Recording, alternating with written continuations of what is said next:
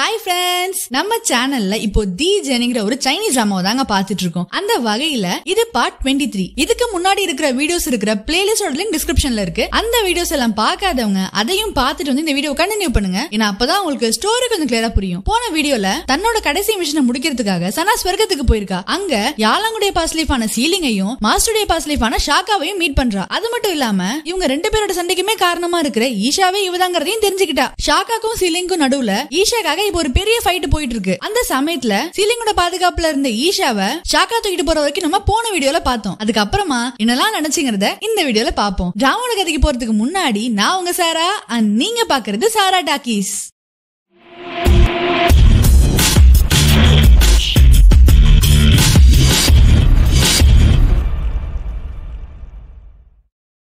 மயக்கத்துல இருந்த சனா கொஞ்சம் கொஞ்சமா கான்சியஸுக்கு வரா. அங்க இருக்கிற ஷாக்காவை பார்த்துட்டு மாஸ்டர் அப்படின்னு கை கொடுக்கறா. ஷாக்கா அவருடைய கையை பிடிச்சு முறுக்கி, என்னது மாஸ்டரா? நான் உன்னோட ஃபியான்சே, இந்த ஸ்வர்க்கத்துடைய அரசன். என்ன பார்த்து மாஸ்டர்னு ஏன் சொல்ற? ஐயோ வலிக்குது மாஸ்டர், வலிக்குது. வலிக்குதா?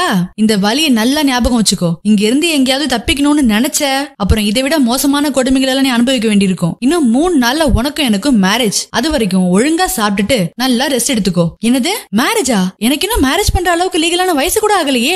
அப்புறம் ஏன் இப்பவே மேரேஜ் பண்ணிக்கணும்? ஈஷா, உனக்கு தான் 500 வயசு ஆயிடுச்சு, அது பத்தாதா? இதுதான் மேரேஜ் பண்றதுக்கு கரெக்டான ஏஜ். என்னது எனக்கு 500 வயசு ஆயிடுச்சா? ஆச்சரியமா இருக்கே. இந்த வயசுல நான் பாக்குறதுக்கு இப்படி இருக்கேன் அப்படின்னு சனா ஷாக் ஆகுறா. இந்த பக்கம் நம்ம டீ ஹவுஸ்ல அந்த புனிதமான இங்கிங் மதரோட பவரால யாலாங்குக்கு அவனோட முன்ஜென்மத்துல நடந்த எல்லா விஷயங்களுமே ஞாபகத்துக்கு வந்துருச்சு. ஷாக்கா, டேய் ஷாக்கா, நான் உன்னை கொல்லாம விட மாட்டேன்டா அப்படின்னு ஒரு பக்கம் அவன் கத்திட்டு இருக்கான். என்னப்பா சீலிங், எல்லாம் ஞாபகம் வந்துருச்சா? கொஞ்சம் வெயிட் பண்ணுப்பா. நான் ஏன் சனா சொர்க்கத்துக்கு அனுப்பியிருக்கேன்னு உனக்கு தெரிய வேணாமா? அங்க மிரரை பாரு அப்படின்னு மிரரை காட்டுறாரு. அங்க பனிப்பெண்கள்லாம் வந்து கலர் கலரா ஜெம்ஸ் சாக்லேட் மாதிரி எதையோ கொண்டு வந்து வைக்கிறாங்க. அத வந்து வச்சுட்டு சாப்பிடுங்க ராணின்னு வேற சொல்றாங்க. என்ன இது பாக்குறதுக்கு ஏதோ பெரிய மாத்திரை மாதிரி இருக்கு. இதெல்லாம் எனக்கு வேணாம், நீங்களே சாப்பிடுங்க. இல்ல ராணி, இது அரச குடும்பத்துல உள்ளவங்க சாப்பிடக்கூடிய உணவு. எங்களுக்கு எல்லாம் இதை சாப்பிடற அளவுக்கு பெரிய அதிர்ஷ்டம் இல்ல. நாங்கெல்லாம் பூக்கள்ல இருக்கிற பனித்துளிகளை தான் சாப்பிடுவோம். ராணி, அரசர் உங்களுக்காகவே இதை ஸ்பெஷலா கொடுத்திருக்காரு, மறக்காம இதெல்லாம் சாப்பிட்டுருங்க அப்படின்னு சொல்லிட்டு பனிப்பெண்கள்லாம் அங்க இருந்து கிளம்புறாங்க. அடக்கடவுளே, டெய்லியும் இததான் சாப்பிடணுமா? கடவுளா இருக்கிறது ரொம்ப கஷ்டம் போலயே அப்படின்னு அதை எதையுமே சாப்பிடாம அங்கிருந்து கிளம்பி ஸ்வர்க்கத்தை சுத்தி பாத்துட்டு இருக்கா. அப்போ அங்க தூரத்துல ஃபெய் நிக்கிறத பாக்குறா. ஃபெய்ய பாத்துட்டு உடனே அங்க ஓடி போய், ஃபெய் வந்துட்டியா? நீ எப்ப வந்த? எனக்கு ஹெல்ப் பண்றதுக்காக மாஸ்டர் அனுப்பி வச்சிருக்காரா? ராணி, நீங்க என்ன சொல்றீங்க? நீங்க ஏன் இவ்வளவு தூரம் தனியா வந்தீங்க? நீங்க தனியா வரத பார்த்தா அரசர் ரொம்ப கோவப்படுவாரு. நான் உங்க கூட பாதுகாப்புக்கு வரேன், நீங்க முன்னாடி போங்க ராணி அப்படின்னு அவன் சொல்றான். ஓ, இவன் ஃபெய்யுடைய பாஸ் லைஃபா? பாஸ் லைஃப்லயும் ஃபெய் மாஸ்டர் இருக்கு, ஒரு அசிஸ்டண்டா தான் இருந்திருக்கான் போல அப்படின்னு சொல்லிட்டு அங்கிருந்து நடக்க ஆரம்பிக்கிறா. சரி யாலாங்க, ஓ உனக்கு யாலாங்கன்னு சொன்னா புரியாதா? சீலிங்க என்ன பண்ணீங்க? அவன் இப்ப எங்க இருக்கான்? ஈஷா, நீங்க எங்களோட ராணியாக போறவங்க. இந்த ஸ்வர்க்கத்துல இருக்கிறவங்க எல்லாருமே அரசருக்கு கட்டுப்பட்டு இருக்க வேண்டியவங்க. ஆனா அந்த சீலிங் எங்களோட வருங்கால ராணியவே அபகரிக்க பார்த்தான். அவன் ஒரு துரோகி. ஈஷா, உங்களுக்கு இன்னும் 3 நாள்ல மேரேஜ் இருக்கு. அதனால நீங்க அத பத்தி மட்டும் யோசிங்க, தேவையில்லாம அந்த துரோகிய பத்தி எல்லாம் யோசிக்காதீங்க. என்னது மேரேஜா? ஃபெய், எனக்கு இந்த மேரேஜ்ல சுத்தமா இன்ட்ரெஸ்டே இல்ல, எனக்கு இதுல விருப்பம் இல்ல. நான் யாருக்கும் கட்டுப்பட்டெல்லாம் இருக்க முடியாது. என்னோட ஃபியூச்சரை டிசைட் பண்றதுக்கு எனக்கு உரிமை இருக்கு. ஈஷா, நீங்க எங்க அரசருக்காகவே படைக்கப்பட்டவங்க. நீங்களும் அரசரும் சேரணுங்கிறது தான் விதி. ஃபெய், நீ பேசுறது சுத்த முட்டாள்தனமா இருக்கு. உன்னை கம்பேர் பண்றப்போ ஃபியூச்சர்ல இருக்கிற ஃபெய்னியாவ் ரொம்ப நல்லவன் தெரியுமா? நீயும் தான் இருக்கியே அப்படின்னு சொல்லிட்டு சனா அங்க இருந்து ஓடுறா. சனா அவளோட ரூமுக்கு வந்து பாக்குறப்போ அங்க ரூம்ல ஷாக்கா இருக்காரு. அரசே, நீங்க இங்க என்ன பண்றீங்க? ஈஷா, உனக்கு தான் இந்த மாதிரி ஃபுட் எல்லாம் ரொம்ப பிடிக்குமே, ஆனா இன்னைக்கு நீ ஏன் கொஞ்சம் கூட சாப்பிடல? அதுவா, இன்னைக்கு எனக்கு பிடிக்கல அதனால சாப்பிடல அப்படின்னு சொல்லிட்டு அவ பாட்டுக்கு போயிட்டு இருக்கா. ஓ, சாப்பாடு பிடிக்கலையா அப்படின்னு ஷாக்கா உடனே 2 பாதுகாவலர்களை வரவழைச்சு அங்க இருந்த பணிப்பெண்களுக்கு தண்டனை கொடுக்க போறாரு. அந்த பணிப்பெண்களும் அரசே எங்களை மன்னிச்சிருங்க அப்படின்னு கெஞ்சிக்கிட்டு இருக்காங்க. அத பாத்துட்டு உடனே அங்க ஓடி வந்து, அரசே நீங்க ஏன் இப்போ இவங்களை தண்டிக்க போறீங்க? அதுவா, உனக்கு சாப்பாடு கொடுத்து உன்னை பாத்துக்க வேண்டியது இவங்களோட கடமை. ஆனா இவங்க தான் அதை சரியா செய்யவே இல்லையே, அதனால நான் அவங்களை தண்டிக்க போறேன். வேணா அரசே, நான் இப்பவே சாப்பிடுறேன் அப்படின்னு சனா அங்க இருக்கிற ஃபுட் எல்லாம் வேக வேகமா எடுத்து சாப்பிட்டுட்டு இருக்கா. அரசரும் அந்த பணிப்பெண்களை தண்டிக்காம அங்க இருந்து அனுப்புறாரு. ஈஷா, முதல்ல இத குடி அப்படின்னு ஈஷாக்கு வைன கொடுக்கறாரு. அரசே, இது வைனா? ஆமா ஈஷா, உனக்கு தான் இது ரொம்ப பிடிக்குமே, அதனாலதான் நான் கொடுத்தேன். ஆமா, நீ ஏன் இன்னைக்கு ரொம்ப வித்தியாசமா நடந்துக்கிற? சரி அதெல்லாம் விடு. ஈஷா, இன்னும் 3 நாள்ல உனக்கு எனக்கு மேரேஜ் ஆக போகுது. நீ இந்த ஸ்வர்க்கத்துக்கே ராணியாக போற. நீ எனக்கு சொந்தமானவ ஈஷா, எனக்கு மட்டுமே சொந்தமானவ அப்படின்னு ஷாக்கா சனா பக்கத்துல வரும்போது, ஐயோ இப்ப என்ன பண்றது? சரி வழக்கமா பண்றதே பண்ணிடுவோம். அரசே, எனக்கு மயக்க வர மாதிரி இருக்கு அப்படின்னு பொய் சொல்லிட்டு அப்படியே ஷாக்கா மேல சாயிரா. ஷாக்காவும் சனாவை பெட்ல படுக்க வச்சுட்டு சனாவையே பாத்துட்டு இருக்காரு. அந்த இடத்துக்கு ஒரு முக்கியமான விஷயத்த சொல்றதுக்காக ஃபேய் வராரு. ஈஷாவை டிஸ்டர்ப் பண்ண கூடாதுங்கிறதுக்காக ஷாக்கா அங்க வந்து ஃபேய் கிட்ட மெதுவா பேச சொல்றாரு. ஃபேயும் பக்கத்துல வந்து, அரசே, அந்த சீலிங்கும் அவனோட நாட்டு மக்களும் கடவுளையே எதிர்த்து போர் தொடுக்க துணிஞ்சிட்டாங்க. இன்னும் கொஞ்ச நேரத்துல அவனும் அவனோட படைகளும் இங்க வந்துருவாங்க அப்படின்னு சொல்றான். அத கேட்டுட்டு ஃபேய், நம்ம உடனே போகலாம் அப்படின்னு ஷாக்காவும் ஃபேயும் அங்க இருந்து கிளம்புறாங்க. அவங்க போனதை கன்ஃபார்ம் பண்ணிக்கிட்டு சனாவும் முடிச்சு பாக்குறா. ஃபேய் எதுக்காக இப்போ இங்க வந்தான்? அவங்க எல்லாம் சீலிங் என்ன பண்ண போறாங்க? சரி, நம்மளே போய் அதை கண்டுபிடிப்போம் அப்படின்னு ஃபேயை ஃபாலோ பண்ணிக்கிட்டு சனாவும் போறா. ஆக்சுவலா அங்கிருந்து ஈஷாவை மீட்டு கொண்டு போறதுக்காக சீலிங் வந்திருக்கான். வந்தவன ஷாக்காவும் ஃபேயும் அரெஸ்ட் பண்ணி ஒரு இடத்துல அடைச்சு வச்சிருக்காங்க. ஃபேயை ஃபாலோ பண்ணிக்கிட்டு அங்க சனாவும் போறா. சீலிங், நீயும் நானும் நல்ல ஃப்ரெண்ட்ஸ், இப்பவும் ஒண்ணு கெட்டு போகல. நீ ஈஷாவை மறந்துரு. இன்னும் 3 நாள்ல எனக்கும் ஈஷாவுக்கும் மேரேஜ் ஆக போகுது. அன்னைக்கு நான் உனக்காக தேர்ந்தெடுத்து வச்சிருக்கிற பொண்ண உன்னோட ஒய்ஃபா ஏத்துக்கிட்டு நீ மேரேஜ் பண்ணிக்கோ. அதுக்கப்புறம் எங்க வழியில குறுக்க வராத. இதுக்கு நீ ஓகே சொன்னா நான் உன்னை இப்பவே விட்டுறேன் அப்படின்னு ஷாக்கா சொல்றான். ஷாக்கா, ஈஷா ஒன்னும் பொம்மை கிடையாது. அவ ஒரு பொண்ணு. அவளுக்கு யார பிடிச்சிருக்கோ அவங்கள மேரேஜ் பண்ணிக்கிறதுக்கு அவளுக்கு எல்லா ரைட்ஸுமே இருக்கு. உனக்கே தெரியும் அவ என்னதான் லவ் பண்றா. அதனால ஈஷா எனக்கு மட்டும்தான் அப்படின்னு இவன் சொல்றான். இந்த நிலைமையிலயும் உனக்கு எவ்வளவு திமிரு. சரி, உனக்கு இன்னொரு சான்ஸ் தரேன். உனக்கு 3 நாள் டைம் இருக்கு. நல்லா யோசி. 3வது நாள் முடியாதுன்னு சொன்ன ஒன்ன மட்டும் இல்ல, உன் நாட்டு மக்களையும் சித்திரவதை பண்ணி கொல்லுவேன் அப்படின்னு ஷாக்கா சொல்றாரு. ஷாக்கா, உனக்கும் எனக்கும் தான் பிரச்சனை. நான் செஞ்சதுக்கு என்ன வேணா கொன்னுடு, ஆனா என் நாட்டு மக்களை ஒண்ணும் பண்ணாத. அது எப்படிப்பா? இங்க நான் வைக்கிறது தான் சட்டம். நீயும் உன் நாட்டு மக்களும் கடவுளையே எதிர்த்து போர் பண்ற அளவுக்கு துணிஞ்சிட்டீங்க. இனிமே நான் உங்களை எப்படி விட்டு வைப்பேன்? முதல்ல எனக்கும் ஈஷாக்கும் மேரேஜ். அதுக்கப்புறம் நீ ஓகே சொல்லலன்னா உன் கண்ணு முன்னாடியே உன் நாட்டு மக்களை நான் கொல்லுவேன். அதுக்கப்புறம் தான் நான் உன்னை கொல்லுவேன்னு சொல்றாரு. இது எல்லாத்தையுமே சனாவும் கேட்டுக்கிட்டு தான் இருக்கா. ஷாக்கா போன உடனே அங்க ஓடி வந்து சீலிங்க காப்பாத்த பாக்குறா. சனா அந்த கயிறு அவுக்க ட்ரை பண்ணும் போது அந்த கயிறு இன்னும் டைட் ஆகுது. வேணா ஈஷா, உன்னால இதை கழட்ட முடியாது. இது ஷாக்காவோட மந்திரத்தால ஆன கயிறு. இது அவனால மட்டும்தான் கழட்ட முடியும். எல்லாமே ஏன் தப்பு தான் ஈஷா. இப்போ உனக்கு எந்த ஒரு உதவியும் பண்ண முடியாத ஒரு நிலைமையில நான் இருக்கேன். ஈஷா, நீ இங்க இருக்காத. நீ இங்க இருந்து உடனே போ. நீ இங்க இருந்தா உனக்கு தான் ஆபத்து. ஈஷா, முதல்ல இங்க இருந்து போ அப்படின்னு சீலிங் சொல்றான். இந்த பக்கம் ஈஷாவை பாக்குறதுக்காக ஷாக்கா போயிட்டு இருக்காரு. அப்போ வழியில ஒரு பணிப்பெண் அங்க வந்து, அரசே, ஈஷா அவங்க ரூம்ல இல்ல. நான் அவங்களை எல்லா இடத்துலயுமே தேடி பாத்துட்டேன். அவங்க எங்கேயுமே இல்லன்னு சொல்றா. அதுல கடுப்பான நம்ம ஷாக்கா அந்த பணிப்பெண்ணை அப்படியே எரிச்சு சாம்பலாக்குறாரு. ஈஷா அங்க இல்லன்னா உடனேயே அவளை தேடி சீலிங் இருக்கிற இடத்துக்கு போறாரு. சீலிங், நீ இப்படி கஷ்டப்படுறது என்னால பாக்க முடியல. அந்த ஷாக்கா என்ன சொன்னாலும் பரவாயில்ல. அவன் என்ன சொன்னாலும் எனக்கு ஓகே தான். நான் அவனே கல்யாணம் பண்ணிக்கிறேன். நீயும் இதுக்கு சம்மதிச்சுட்டு உன் நாட்டு மக்களையும் காப்பாத்து அப்படின்னு சனா சொல்றா. ஈஷா, நீ என்ன பேசுற? இந்த கல்யாணத்துல உனக்கு விருப்பம் இருக்கா? இல்ல. அதே மாதிரிதான் எனக்கு நீ ஷாக்காவை கல்யாணம் பண்ணிக்கிறதுல விருப்பமே இல்ல. ஆனா என்னால இதுக்காக என் நாட்டு மக்கள் சாகிறதையும் பார்க்க முடியாது. ஈஷா, என்கிட்ட ஒரு ஐடியா இருக்கு. நீயும் ஷாக்காவை கல்யாணம் பண்ணிக்காம அதே சமயத்துல என்னோட நாட்டு மக்களையும் காப்பாத்த இது மட்டும்தான் ஒரே வழி அப்படின்னு சீலிங் சனா கிட்ட ஒரு மந்திரக்கல் எடுத்து கொடுக்கறான். ஈஷா, இது ரொம்ப சக்தி வாய்ந்த மந்திரக்கல். இத மட்டும் எப்படியாவது ஷாக்கோட வாயில போட்டுரு. அவன் இத சாப்பிட்டானா அவனோட சக்தி எல்லாம் குறைஞ்சு அவனால எந்த ஒரு மேஜிக் ஸ்பெல்லையுமே போட முடியாது. நீயும் சேஃப் ஆயிடுவ. நீ சேஃபானா எனக்கு அது போதும் ஈஷா. அதுக்கப்புறம் நான் செத்தா கூட எனக்கு கவலை இல்லைன்னு சொல்றான். இல்ல யாலாங், நீ சாகிறது என்னால பார்க்க முடியாது யாலாங். என்னது யாலாங்கா? யார் யாலாங் அப்படின்னு நம்ம சீலிங் ஈஷாவை புரியாம பாத்துட்டு இருக்கான். அந்த இடத்துக்கு ஷாக்கா வராரு. வந்த உடனேயே அப்படியே ஒரு மேக்னெட் மாதிரி ஈஷாவை எடுத்து பக்கத்துல வச்சுக்கிறாரு. நீ அங்க இல்லன்னா உடனேயே இந்த சீலிங்க பார்க்கதான் இங்க வந்திருப்பேன்னு எனக்கு நல்லா தெரியும். ஈஷா, நீ ஏன் இங்க வந்த? டே ஷாக்கா, ஈஷாவை காயப்படுத்தாத. அவ உன் உடம்புல இருந்து உருவானவ. அவளை நீ தானே உருவாக்குன. அவளை ஒன்னும் பண்ணாத ஷாக்கா. அதுக்கு பதிலா என்ன கொன்னுடு அப்படின்னு சீலிங் கத்திட்டு இருக்கான். ஷாக்கா, என்ன நீங்க தான் உருவாக்குனீங்களா? சீலிங், ஈஷாவை நான் தான் உருவாக்குனேன். என்னை விட அதிகமா அவளை லவ் பண்ண யாராலையும் முடியாது. அதனாலதான் சொல்றேன். அவ எனக்கு சொந்தமானவ. உனக்கு இது இப்போவாவது புரியுதா? இல்ல ஷாக்கா, ஈஷா என்னைக்குமே எனக்கு மட்டுமே சொந்தமானவ. என்னால அவளை உன்கிட்ட விட்டு கொடுக்க முடியாது. நான் உன்னை கொல்லாம விட மாட்டேன். என்னது, என்ன கொல்ல போறியா? சீலிங், உன்னால என்ன ஒண்ணுமே பண்ண முடியாது அப்படின்னு ஈஷாவை அழைச்சுக்கிட்டு ஷாக்கா அங்க இருந்து கிளம்புறாரு. எதுவுமே செய்ய முடியலங்கிற கோவத்துல சீலிங் கத்திக்கிட்டு இருக்கான். ஷாக்கா, என்ன நீங்க தான் உருவாக்குனீங்களா அப்படின்னு சனா கேக்குறா. அப்போ அங்க இருந்த ஷாக்கா அவருடைய கோட்டை கழட்டி சனா கிட்ட வந்து அவளோட கையை பிடிச்சு, ஈஷா, 500 வருஷத்துக்கு முன்னாடி என்னோட க்ளோஸ் ஃப்ரெண்டான சீலிங்கு கிஃப்டா குடுக்கறதுக்காக நான் ஒரு பெர்ஃபெக்டான பெண் குழந்தைய என்னோட நெஞ்செலும்புகள்ல இருந்து உருவாக்குனேன். அவதான் நீ. உன்னை பாத்துக்கிறதுக்காக அப்போ நான் உன்னை கோ சிட்டிக்கு அனுப்பி வச்சிருந்தேன். அங்க இருக்கிறவங்க எல்லாம் உன்னை நல்லா பாத்துக்கிட்டாங்க. உன்னோட 500வது பர்த்டே அன்னைக்கு உன்னை இங்க அனுப்பி வச்சாங்க. உன்னை பார்த்த உடனே நானும் சீலிங்கும் உன்னை லவ் பண்ண ஆரம்பிச்சிட்டோம். அதுக்கப்புறம் தான் எங்களுக்குள்ள இந்த சண்டை சண்டையே ஸ்டார்ட் ஆச்சு அப்படின்னு ஷாக்கா சொல்றாரு. நீங்க என்ன சொல்றீங்க ஷாக்கா? நீங்க தானே உருவாக்குனீங்களா? அப்போ நான் வெறும் ஒரு பெர்ஃபெக்டான பொருள் மாதிரியா? ஐயோ ஈஷா, நீ என்ன பேசிட்டு இருக்க? பெர்ஃபெக்டான பொருளா? அப்படிலாம் இல்ல ஈஷா. உனக்கு ஒண்ணு தெரியுமா, ஸ்வர்க்கத்திலயும் சரி பூமியிலயும் சரி பெர்ஃபெக்ட்னு ஒண்ணு கிடையவே கிடையாது. நீயும் பெர்ஃபெக்டானவ கிடையாது. ஆனா நான் உன்னை லவ் பண்றேன், உன்னை ரொம்ப லவ் பண்றேன். இதுல இருந்து நீ என்ன தெரிஞ்சுக்கணும்னா, என்னோட எலும்ப வச்சுதான் நான் உன்னை உருவாக்கி இருக்கேன். அதனால நீ எனக்கு மட்டும்தான் சொந்தம். இல்ல ஷாக்கா, நான் ஈஷாவே கிடையாது. நான் யாருக்கும் சொந்தம் இல்ல, நான் எனக்கு மட்டும்தான் சொந்தம் அப்படின்னு சனா கத்திக்கிட்டு இருக்கா. என்ன சொல்ற ஈஷா? நீ என்ன பேசிட்டு இருக்க? நீ எனக்கு மட்டும்தான் சொந்தம் அப்படின்னு ஷாக்கா ஈஷா பக்கத்துல வரும்போது சீலிங் சொன்னது இவளுக்கு ஞாபகத்துக்கு வருது. உடனே அந்த மந்திர ரத்தினக்கல் எடுத்து ஷாக்காவோட வாயில போடுறா. தன்னை காப்பாத்திக்கிறதுக்காக தான் சனா இப்படி செஞ்சா. ஆனா இப்ப அடுத்த செகண்டே நம்ம மாஸ்டர் சொன்னது இவளுக்கு ஞாபகத்துக்கு வருது. அவர் என்ன சொல்லிருப்பாரு? அந்த ஈஷாங்கிற பொண்ணு என்னோட வாயில எதையும் போட்டுறாம பாத்துக்கோன்னு சொல்லிருப்பாருல்ல. அது டக்குன்னு மைண்டுக்கு வருது. உடனே ஓடி போய் ஷாக்காவை கிஸ் பண்ணி அந்த ரத்தினக்கல்ல வெளியே எடுக்கிறா. நல்ல வேலை, மிஷன் முடிஞ்சிச்சு, நம்ம உடனே வீட்டுக்கு போயாகணும் அப்படின்னு வீட்டுக்கு போக பாக்குறா. அப்போ அங்க ஷாக்கா அவளை வீட்டுக்கு போக விடாம திரும்பியும் அவளை தூக்கிட்டு போறாரு. ஷாக்கா, என்ன விடு, என்ன விடு அப்படின்னு சனாவும் கத்திட்டு இருக்கா.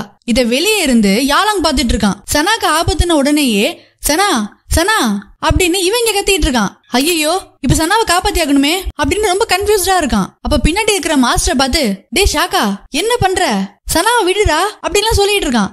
ஆனா மாஸ்டர் எந்த ஒரு பதிலும் சொல்லாம அப்படியே அமைதியா நிக்கிறாரு. இப்ப சனாவை காப்பாத்துறதுக்காக அவனோட பவரை பயன்படுத்தி அந்த போர்ட்டலை ஓபன் பண்ணி அதுக்குள்ள நுழைஞ்சு சனாவை காப்பாத்த போறான். அங்க நம்ம சனா வழக்கம் போல மயக்கம் வந்த மாதிரி ஆக்ட் பண்றா. சனா மயங்கிட்டான்னு நினைச்சு ஷாக்கா டிஸ்ட்ராக்ட் ஆகும் போது ஷாக்காவை தள்ளி விட்டுட்டு சனா வீட்டுக்கு வந்துடுறா. என்ன ஈஷா எங்க போனா அப்படின்னு ஷாக்காவும் பாத்துட்டு இருக்காரு. சனா வீட்டுக்கு வந்த விஷயம் தெரியாம ஷாக்காவை அட்டாக் பண்றதுக்காக யாலாங் ஷாக்கா கிட்ட போறான். ஆனா திடீர்னு ஷாக்காவும் மறைஞ்சு போயிடுறாரு. இது என்ன இடம், இங்க என்ன நடக்குது, இப்போ நான் எப்படி இங்க இருந்து வெளியே போறது அப்படின்னு யாலாங் ரொம்ப கன்ஃபியூஸ்டா நின்னுட்டு இருக்கான். வீட்டுக்கு வந்த சனா மாஸ்டர் கிட்ட இருக்கா. மயக்கம் தெளிஞ்சு மாஸ்டர் பாக்கும் போது ஷாக்கா இவகிட்ட நடந்துட்டது ஞாபகத்துக்கு வருது. உடனே பயந்து போய் தள்ளி உட்காந்துக்கிறா. மாஸ்டர், நான் தான் அந்த ஈஷாவா? நாம ஏன் கண்ணீர் துளிகளை சேகரிக்கிறோம்? நீங்க தான் என்ன உருவாக்குனீங்களா? என்னோட பாஸ்ட் லைஃப்ல என்னதான் நடந்துச்சு மாஸ்டர், பிளீஸ் எனக்கு சொல்லுங்க அப்படின்னு கேக்குறா. சனா, அன்னைக்கு ஈஷா என்னோட வாயில போட்ட அந்த மந்திரக்கல்ல வெளியெடுத்து நீ உன்னோட மிஷனை வெற்றிகரமா முடிச்சிட்ட. இதனால என்னோட சாபமும் யாலாங்கோட சாபமும் கம்ப்ளீட்டா தீர்ந்து போச்சு. யாலாங் எனக்கு பண்ண துரோகத்துக்கு அவனால மறுபடியும் சொர்க்கத்துல சீலிங்கா அவனோட வாழ்க்கைய வாழ முடியாது. ஆனா இந்நேரம் யாலாங் பூமியில பிறப்பு மறுபிறப்புங்கிற இந்த சுழற்சிக்கு நடுவுல ஒரு மனுஷனா நார்மலான லைஃப வாழ்ந்துட்டு இருப்பான். என்ன சொல்றீங்க மாஸ்டர்? யாலாங் இப்ப மனுஷனா இருப்பானா? அப்போ அவனை மறந்துருப்பானா? ஆமா சனா, அவன் உன்னை கண்டிப்பா மறந்துருப்பான். இந்த உலகத்துல ஏதோ ஒரு மூலையில அவன் பாட்டுக்கு அவன் லைஃப வாழ்ந்துட்டு இருப்பான். அவனுக்கு உன்னை பத்தின நினைவுகள் எதுவுமே கொஞ்சம் கூட இப்ப இருக்காது. ஓ, மறந்துருப்பானா? ஆமா இல்ல, சரி பரவாயில்ல. இப்பயாவது யாலாங்கால சூரிய வெளிச்சத்துல வாழ முடியும்னு நினைக்கும் போது சந்தோஷமா தான் இருக்கு. ஆனா என்ன, அவனை கடைசியா ஒரு முறை கூட பார்க்க முடியல. எனக்கு ஒரு குட் பை சொல்லாம கூட அவன் மறந்துட்டானே அப்படின்னு யாலாங்க மிஸ் பண்ணிட்டு இருக்கா. ஆக்சுவலா மாஸ்டர் யாலாங்க வேணும்னே தான் அந்த போர்ட்டருக்குள்ள அடைச்சு வச்சிருக்காரு. இங்க சனா கிட்ட போய் சொல்லிட்டு இருக்காரு. சனா யாலாங்க மிஸ் பண்றான்னு தெரிஞ்ச உடனேயே அவளை டிஸ்ட்ராக்ட் பண்றதுக்காக, சனா உன்னோட பாஸ்ட் லைஃப்ல அப்படி என்னதான் நடந்துச்சுன்னு நான் உனக்கு காட்டுறேன் அப்படின்னு அழைச்சிட்டு போறாரு. ஆக்சுவலா பாஸ்ட்ல ஈஷா கிட்ட ஷாக்கா வரும்போது ஈஷா அந்த ரத்தின கல்ல ஷாக்காவோட வாயில போட்டிருப்பா. ஆக்சுவலா அந்த கல்லு சாதாரண கல்லு கிடையாது, அது ஒரு சக்தி வாய்ந்த பாய்சன். ஷாக்காவை கொல்றதுக்காக தான் சீலிங் அந்த கல்ல ஈஷா கிட்ட கொடுத்திருப்பான். ஈஷாவை உருவாக்குனதே ஷாக்கா தான் ஈஷாக்கு நல்லாவே தெரியும். அதனால ஷாக்கா சாகுறத ஈஷா விரும்ப மாட்டா. சோ அத நல்லா தெரிஞ்சுக்கிட்டு இந்த மந்திர கல்ல சாப்பிட்டா ஷாக்காவோட சக்திகள்லாம் குறையும், மத்தபடி அவருக்கு வேற ஒண்ணும் ஆகாது அப்படின்னு போய் சொல்லிதான் சீலிங் அந்த மந்திர கல்ல ஈஷா கிட்ட கொடுத்திருப்பான். அந்த கல்ல சாப்பிட்ட உடனேயே ஷாக்கா கொஞ்சம் கொஞ்சமா சாக ஆரம்பிக்கிறாரு. அவரோட உயிர்கள்லாம் உடைஞ்சு கொஞ்சம் கொஞ்சமா பூமிக்கு வந்துட்டு இருக்கு. அங்க என்ன நடக்குதுன்னு தெரியாம ஈஷாவும் அப்படியே முழிச்சுட்டு இருக்கா. அந்த சமயத்துலதான் ஷாக்காவுடைய அப்பாவான ஸ்வர்க்கத்தோட கடவுள் அங்க வராரு. அவரு ஷாக்காவை காப்பாத்துறாரு. அப்பா, இப்போ எனக்கு என்னதான் ஆச்சு? ஷாக்கா, நான் இன்னும் கொஞ்ச நேரம் மட்டும் லேட்டா வந்திருந்தேன், நீ செத்துருப்ப. இப்ப கூட உன்னோட உடம்புல 3ல 1 பங்கு உயிர் மட்டும் தான் உன்கிட்ட இருக்கு, மத்த 2 பங்குமே பூமிக்கு போயிடுச்சு. ஏய் ஈஷா, நீ என்னோட மகனோட உடம்புல இருந்து ஒரு சின்ன எலும்பு, உனக்கு என்ன தைரியம் இருந்தா அவனுக்கே ரொம்ப சக்தி வாய்ந்த ஒரு பாய்சனை கொடுத்து கொல்ல பாத்திருப்ப அப்படின்னு கேக்குறாரு. என்னது பாய்சனா? அதுக்கு வாய்ப்பே இல்ல. சீலிங் என்கிட்ட அந்த மந்திரக்கல்ல கொடுக்கும் போது அது வெறும் சக்திகளை குறைக்கிற மந்திரக்கல்னு சொல்லிதானே கொடுத்தான், அப்புறம் எப்படி அது பாய்சன் ஆகும் அப்படின்னு யோசிச்சுட்டு இருக்கா. ஈஷா, உன்னை உருவாக்குனவனே நீ நீ அழிக்க ட்ரை பண்ணதால இனிமே நீ எந்த உலகத்துல இருந்தாலும் அங்க யாரு கண்ணுக்குமே தெரியாம இன்விசிபிளா போ அப்படின்னு ஒரு சாபத்தை விடுறாரு. ஈஷாக்கு போக வேண்டிய சாபத்தை ஷாக்கா பறந்து போய் வாங்கிக்கிறாரு. அப்பா ஈஷா சாக கூடாதுப்பா, ஒருவேளை அவ செத்தானா அதுக்கப்புறம் நான் உயிரோட இருக்க மாட்டேன், நானே என்ன கொன்னுடுவேன். ஷாக்கா நீ என்ன பண்றோன்னு தெரிஞ்சுதான் பண்றியா? அந்த ஈஷாக்காக நீ உன்னோட அப்பாவே எதிர்க்கிறியா? உனக்கு ராணி ஆகிற அளவுக்கு அந்த ஈஷாக்கு அப்படி என்ன தகுதி இருக்கு? அவ ஒரு பெர்ஃபெக்டான பொண்ணு கூட கிடையாது. ஆமாப்பா ஈஷா ஒரு பெர்ஃபெக்டான பொண்ணு இல்ல, ஆனா அவளோட இந்த இம்பர்ஃபெக்ஷன்ஸ் தான் அவகிட்ட எனக்கு ரொம்ப பிடிச்சிருக்கு. நான் அவளை ரொம்ப லவ் பண்றேன்ப்பா. இங்க முதல்ல தப்பு பண்ணது நான் தான், அதனால ஈஷாவோட தண்டனையும் நீங்க என்கிட்டே கொடுத்துருங்க. ஈஷாக்கு வாழ்றதுக்கு ஒரு சான்ஸ் கொடுங்கப்பா அப்படின்னு ஷாக்கா கேக்குறாரு. சரி நான் அவளுக்கு ஒரு சான்ஸ் தரேன். அவளால உடைஞ்சு போன உன்னோட உயிர்களை தேடி கண்டுபிடிச்சு மறுபடியும் ஒண்ணு சேர்க்க வேண்டியது அவளோட பொறுப்பு. ஒன்ஸ் உன்னோட உயிர்கள் உனக்கு கிடைச்ச பிறகு நீ மறுபடியும் தாராளமா சொர்க்கத்துக்கு வரலாம் அப்படின்னு அவர் சொல்றாரு. இதனாலதான் மாஸ்டர் சனாவை மிஷனுக்கு அனுப்பி கண்ணீர் துளிகளை சேகரிச்சாரு. மிஷன்ல மாஸ்டர் மாதிரியே சனா பார்த்தது மாஸ்டருடைய உடைஞ்சு போன உயிர்களை தான். அதனால அத கம்ப்ளீட்டா பாஸ்ட் லைஃப்னு சொல்லிட முடியாது. ஷாக்காவோட உயிர்கள்ல ஒரு பங்கு அவர்கிட்ட தான் இருக்கு. அதனால அவர் சாவே இல்லாம 10,000 வருஷமா உயிர் வாழ்ந்துட்டு இருக்காரு. ஓகே இப்ப இதை கண்டினியூ பண்ணுவோம். ஷாக்கா நீ உன்னோட சுயநலத்துக்காக பல மனுஷங்களை துன்புறுத்தி இருக்க. அதனால நீ பூமியில வாழ்ந்து அதே கஷ்டங்களை அனுபவிப்ப. நீ ஒரு மனுஷனா இருந்து அனுபவிக்க வேண்டிய கஷ்டங்கள் எல்லாம் முடிஞ்ச உடனே உன்னோட பாஸ்ட் லைஃப் மெமரிஸ் உனக்கு ஞாபகத்துக்கு வரும். அதுக்கு பிறகு ஈஷாவோட மறுபிறப்ப கண்டுபிடிச்சு அவளை வச்சு இந்த மிஷனை முடி. அது வரைக்கும் ஒவ்வொரு மாசமும் உன் உடம்புல இருக்கிற எலும்புகள்லாம் நொறுங்குற மாதிரி தாங்க முடியாத ஒரு வலியும் உனக்கு வந்துகிட்டே இருக்கும்னு சொல்றாரு. ஃபெய்னியா நீ உன்னோட அரசரை பாதுகாக்க தவறுனதுனால நீயும் பூமியில பிறக்கணும், பூமியிலையும் நீ உன்னோட அரசரை பாதுகாக்கணும் அப்படின்னு ஃபேக்கு சாபம் கொடுக்கறாரு. இப்போ யாழாங்க வரவழைக்கிறாரு. எல்லா பிரச்சனையுமே ஷாக்காவால தான் ஸ்டார்ட் ஆச்சு. ஆனா நீ ஒரு சக்தி வாய்ந்த பாய்சனை கொடுத்து அவனையே கொல்ல பாத்திருக்க. அது ரொம்ப பெரிய பாவம். இந்த பாவத்துக்காக நீ ஒரு வேம்பயரா பிறந்து உன் வாழ்க்கை முழுக்க சூரியனையே பார்க்க முடியாம நீ கஷ்டப்படணும் அப்படின்னு சாபம் கொடுக்கறாரு. நான் என்னவா பிறந்தாலும் நீங்க எனக்கு என்ன சாபம் கொடுத்தாலும் அது எல்லாமே நான் ஏத்துக்கிறேன். ஈஷா நான் சூரியனையே பார்க்க முடியாம இருட்டிலேயே இருந்தாலும் என்னோட எல்லா நினைவுகளையுமே மறந்தாலும் நீ எங்க இருந்தாலும் அங்க வந்து உனக்கு எந்த பிரச்சனையும் வராம நான் உன்னை பாத்துக்குவேன். இப்ப மாதிரியே எப்பவுமே நான் உன்னை லவ் பண்ணிக்கிட்டே இருப்பேன் அப்படின்னு சீலிங் சொல்றான். சீலிங் அவகிட்ட போய் சொன்னதுனால ஈஷா அவன் மேல ரொம்ப கோவமா இருக்கா. சாபத்தை கொடுத்து மத்தவங்களை அனுப்பிட்டு கடவுள் ஷாக்கா கிட்ட மட்டும் ஃபைனலா ஒரு சாபத்தை கொடுக்கறாரு. அந்த சாபம் என்னன்னு நம்ம அடுத்த எபிசோட்ல பாப்போம். இப்ப இதை கண்டினியூ பண்ணுவோம். இங்க சனாக்கும் அவளுடைய பாஸ்ட் லைஃப் மெமரிஸ் எல்லாம் வந்துருச்சு. என்னாலதானே மாஸ்டர் உங்களுக்கும் யாருக்கும் இவ்வளவு பிரச்சனை? நான் இருந்திருக்கவே கூடாது மாஸ்டர், எல்லாமே ஏன் தப்புதான். அப்படி இல்ல சனா, கடவுளுக்கும் கூட தலைவிதியெல்லாம் இருக்கு. அதுல இருந்து கடவுள்களாலையும் தப்பிக்க முடியாது. அதனால உன் மேல எந்த தப்பும் இல்ல.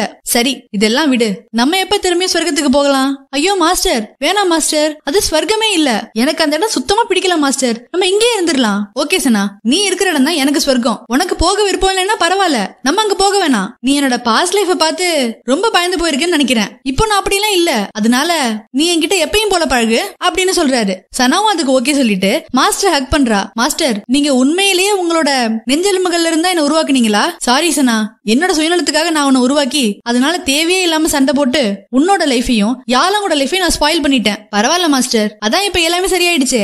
ஆனா மாஸ்டர் நீங்க ஏன் என்ன உங்க நெஞ்செலும்புகள்ல இருந்து உருவாக்குனீங்க? ஏன்னா அதுதானே என்னோட இதயத்துக்கு பக்கத்துல இருக்கு. என்னோட மனசுக்கு பிடிச்ச ஒன்ன என் இதயத்துக்கு பக்கத்துல இருக்கிற எலும்புகள்ல இருந்து உருவாக்குன. அதனாலதானோ என்னவோ நீ இப்ப வரைக்கும் என்னோட இதயத்திலேயே இருக்க.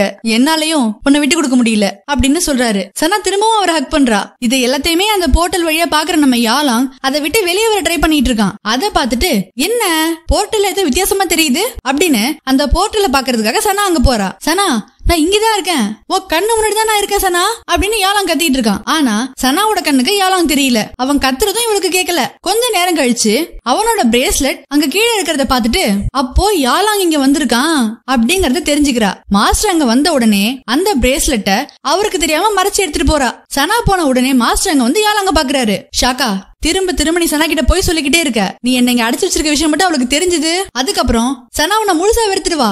ஏன்டா இப்படி கோழ மாதிரி என்ன இங்க அடைச்சு வச்சிருக்க? உனக்கு தைரியம் இருந்தா என் கூட டைரக்டா மோதுடா. தைரியம் இல்லாமலாம் உன்னை இங்க அடைச்சு வைக்கல. சனாவோட முகத்துக்காக தான் போனா போகுதுன்னு உன்னை கொல்லாம வச்சிருக்கேன். உன்னை அடைச்சு வச்சிருக்கிற இந்த இங்கிங் மிரர் இருக்கே அது ரொம்ப சக்தி வாய்ந்தது. இனிமே உன்னால எனக்கும் சனாக்கும் நடுவுல வரவே முடியாது. எனது உனக்கும் சனாக்கும் நடுவுல நான் வரனா? அடப்பாவி, நீ தானே எங்க 2 பேருக்கு நடுவுல வர. சனா என்ன மட்டும் தான் லவ் பண்றா. 10,000 வருஷத்துக்கு முன்னாடியும் சரி இப்பவும் சரி, ஏன் இனிமேலும் சனா என்ன மட்டும் தான் லவ் பண்ணுவா. அவ உன்னை லவ் பண்ணவே மாட்டா. அவ என்ன லவ் பண்றாளோ பண்ணலையோ அதெல்லாம் ஏன் பிரச்சனை, அத பத்தி நீ கவலைப்படாத, அத நான் பாத்துக்கிறேன் அப்படின்னு சொல்லிட்டு மாஸ்டர் அங்க இருந்து போறாரு. சனா யாழாங்க நினைச்சு ரொம்ப சோகமா இருக்கா. அப்போ அங்க ஃப்ளஃபி வருது. பாஸ், நான் இங்க பக்கத்துல இருக்கிற பறவைகள் கிட்ட எல்லாம் விசாரிச்சு பார்த்தேன். எல்லா பறவைகளுமே யாழாங் வீட்டுக்குள்ள வந்ததை பாத்துருக்கு. ஆனா எதுவுமே யாழாங் வீட்டை விட்டு வெளியே போனதை பாக்கல. இதுல இருந்து என்ன தெரியுது, நீங்க மிஷனுக்கு போயிட்டு பாஸ்ட மாத்தினதுனால எல்லாமே மாறி போயிடுச்சு. யாழாங்கும் மறுஜன்மம் எடுத்து எங்கேயோ வாழ்ந்துட்டு இருப்பான். நீங்க தேவையில்லாம மனசை போட்டு குழப்பிக்காதீங்க பாஸ். மாஸ்டர் மட்டும் நீங்க நம்புங்க, அவரு உங்ககிட்ட உண்மையை மட்டும் தான் சொல்லுவாரு அப்படின்னு சொல்லிட்டு ஃப்ளஃபி அங்க இருந்து போகுது. ஆனா சனாக்கு மாஸ்டர் மேல இப்பயும் ஒரு டவுட் இருந்துகிட்டே தான் இருக்கு. யாழாங்கோட பிரேஸ்லெட் சக்கரத்துக்கு பக்கத்துல இருந்துச்சு. சக்கரத்துக்கு மேல மாஸ்டர் இங்க மிரர் வச்சிருக்காரு. ஒருவேளை யாழாங்க என்ன காப்பாத்துறதுக்காக அந்த மிரருக்குள்ள போயிட்டு அந்த மிரருக்குள்ளேயே மாட்டிருப்பானோ அப்படின்னு சனா கரெக்டா கெஸ் பண்றா. எதுக்கும் ஒரு தடவை கீழே போயிட்டு அந்த பிரேஸ்லெட் இருந்த இடத்த பாப்போம் அப்படின்னு அங்க போறா. அப்போ அங்க ஹண்டரோட டீம் வந்திருக்காங்க. யாழாங்கோட கண்ணீர் துளியை எடுத்த உடனே அவனை ஏன் பொறுப்புல விட்டுறணும்னு ஃபேய் கிட்ட மாஸ்டர் சொல்றாரு. ஹண்டரை பாத்துட்டு, அவரு ஹண்டர் தானே, அவரே இங்க வந்திருக்காரு, ஒருவேளை யாழாங்க அழிக்கிறதுக்காக வந்திருப்பாரோ? சந்தேகமே இல்ல, அவரு யாழாங்க அழிக்கிறதுக்காக தான் இங்க வந்திருக்காரு. அப்போ யாழாங்க இங்கதான் இருக்கானா, இத நான் உடனே தடுத்தாகணும் அப்படின்னு சனா சொல்லிட்டு இருக்கா. ஹண்டரோட டீமோட ஃபேய் யாழாங்க அடைச்சு வச்சிருக்கிற அந்த போர்ட்டருக்குள்ள உள்ள போறான். அத பாத்துட்டு சனா உடனே கீழே ஓடி வரா. மாஸ்டர், இங்க என்னதான் நடக்குது மாஸ்டர்? யாழாங்க இங்க வரவே இல்லன்னு நீங்க சொன்னீங்க.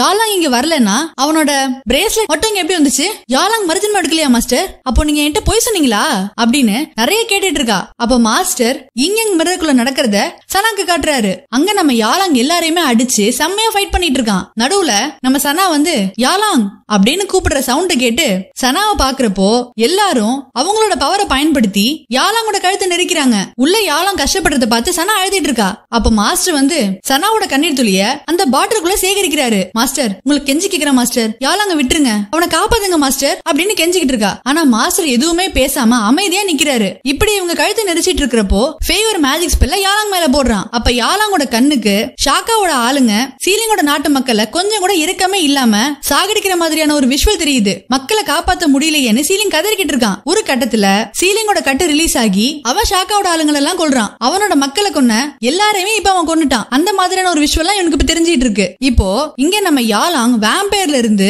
போர்ட்டலுக்கு போனதால அப்படியே கம்ப்ளீட்டாவே சீலிங்கா மாறிடுறான். அதாவது இப்ப இவனும் ஒரு மனுஷன் தான். அங்க அவனை சுத்தி அவனோட நாட்டு மக்கள் இருந்து கிடக்கிறத பாத்துட்டு, மன்னிச்சிருங்க எல்லாரும், என்ன மன்னிச்சிருங்க, என்னால உங்களை காப்பாத்த முடியல, உங்களோட சாவுக்கு நானே காரணமாயிட்டேனே, உங்களுக்கு அரசனா இருக்கிறதுக்கு எனக்கு எந்த தகுதியுமே இல்ல அப்படின்னு இங்க ரொம்ப அழுதுட்டு இருக்கான். யாழாங், உன் கண்ணு முன்னாடி தெரியறது எல்லாமே போய் ரியாலிட்டிக்கு வா, இப்படியே போன அப்புறம் நீ செத்துருவ யாழாங் அப்படின்னு இங்க நம்ம சனா கத்திக்கிட்டு இருக்கா. ஆனா சனா சொல்ற எதுவுமே யாழாங்குக்கு கேட்கல. சனா, நீ எவ்வளவுதான் சொன்னாலும் அவனுக்கு அது கேட்கவே கேட்காது. இப்ப அவன் அவனோட பாஸ்ட் லைஃபோட மெமரிஸ்ல மாட்டிக்கிட்டான். இனிமே அவனால அதுல இருந்து வெளியே வரவே முடியாது அப்படின்னு மாஸ்டர் சொல்றாரு. மாஸ்டர், பிளீஸ் மாஸ்டர், அவனை காப்பாத்துங்க மாஸ்டர், பாஸ்ட்ல அவன் என்ன எத்தனையோ முறை காப்பாத்திருக்கா மாஸ்டர், அவன் சாகிறத பார்க்க என்னால முடியாது மாஸ்டர், எல்லாத்துக்கும் நான் தான் காரணம், எல்லா தப்பும் ஏன் மேலதான், நான் இனிமே அவனை பார்க்கவே மாட்டேன் மாஸ்டர், பிளீஸ் மாஸ்டர், அவனை காப்பாத்துங்க மாஸ்டர் அப்படின்னு அழுதுட்டு இருக்கா. ஆனா இப்பயும் மாஸ்டர் எதுவுமே பேசாம அமைதியா நிக்கிறாரு. அடுத்து என்னாச்சுங்கறத நம்ம நெக்ஸ்ட் பார்ட்ல பார்க்கலாம். அண்ட் நெக்ஸ்ட் பார்ட் தான் ஃபைனல் பார்ட். அதோட இந்த டிராமா கம்ப்ளீட்டா முடிஞ்சிரும். அதனால